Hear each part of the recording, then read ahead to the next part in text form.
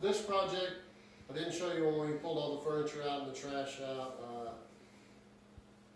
It's pretty bad.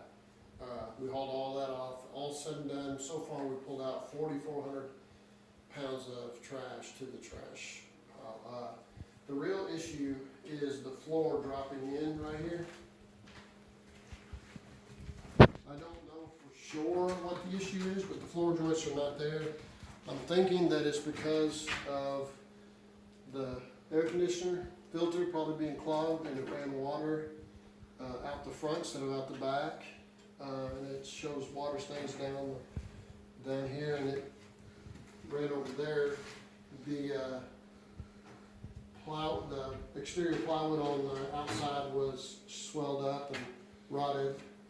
That might have caused the ends to get rotted, but certainly would have caused all this. So I'm assuming water running from this air conditioner across the carpet, which was here in the pad, soaked through the particle board, and we're going to have to cut all this out and find out just how bad it is. So you guys will be joining us as we go into a unique situation.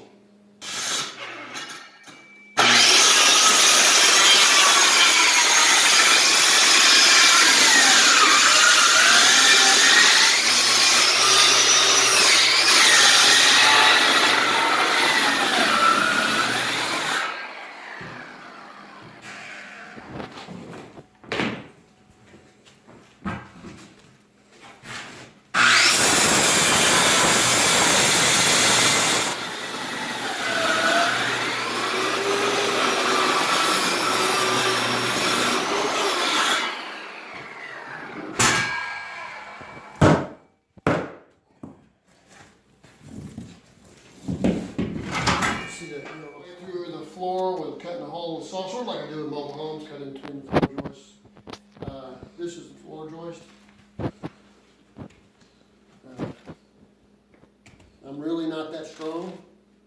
Sometimes I smell strong, but I'm not that strong. So it's been wet for a long time, and our job is to make it better.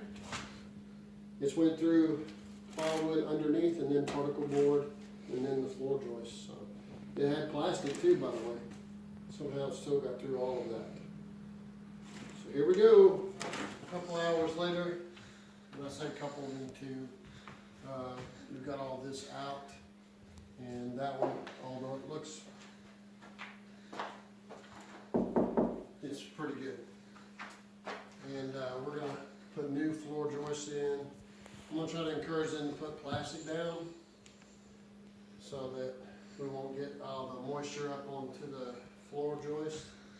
And I don't know if they want to put insulation for it. That would be a good idea. And then we'll put 1/2-inch OSB down, and then a tongue groove flooring.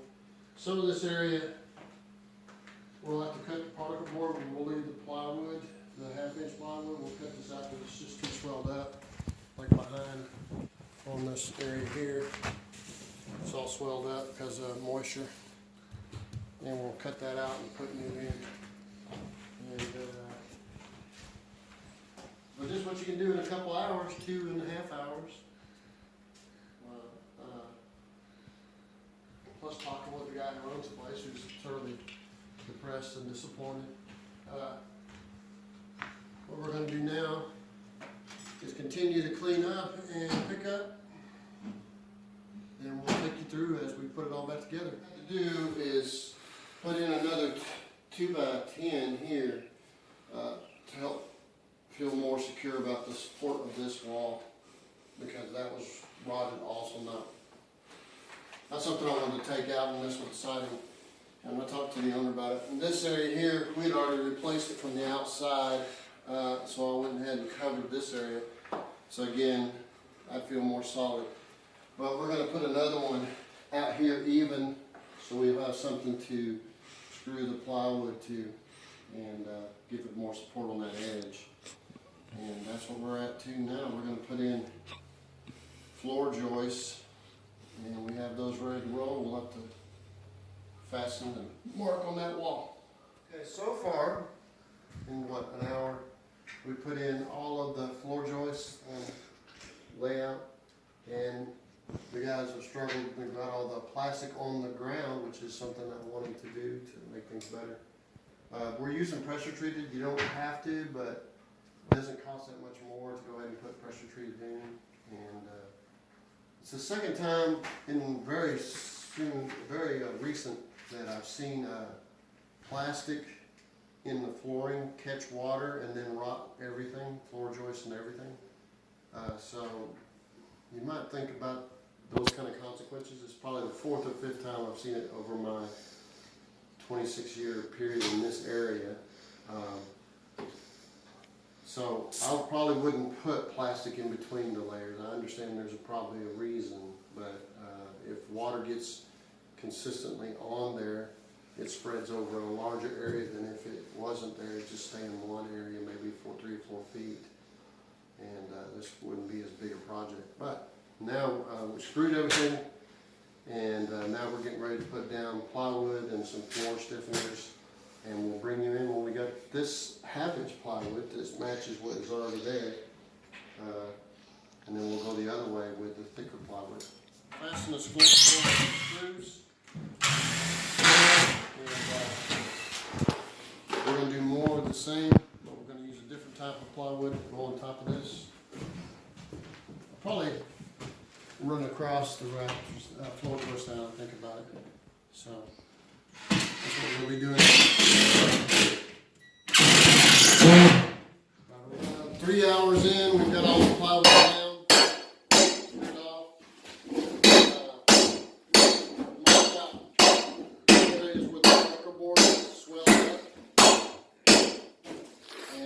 Cut out the outside edges, and we're having to pry it up to put in the better plywood.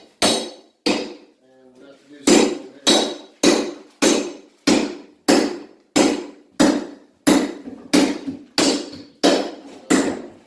Not all easy work, but they didn't hire us because we're Walmart breeders. We're able to do the work. All the swelled up areas with new plywood. Screwed everything down. We're going to put floor leveler on it. In our discovery in the kitchen and the dining area was 5-year-old Rockstar or 10-year-old Rockstar. I don't think it's like wine where aged is better. So we were trying to see who would be willing to take this taste test for longevity of Rockstar.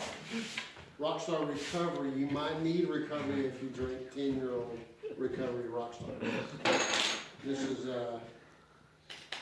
10 calories, but it's non-carbonated lemonade taste, and this is pina colada, 5-year pina colada. It's probably going to be something close to wine. Anyway, there you go. Lemon flavor, Rockstar. He's opening it, and it got carbonation still. Or you smell it, you said you drink it. Smell it. Smell test. It is definitely no good. It smells like rancid lemon. It's bad. Okay, well, so go by official expression, I would not drink it. I smell I don't know. Oh, then take a taste. I know, I'm not getting paid enough. I told you $50 and I'll drink it. You won't have to pay me back my supplies. How much? I'm not paying for it. Oh, it looks like you almost drank it. Anyway.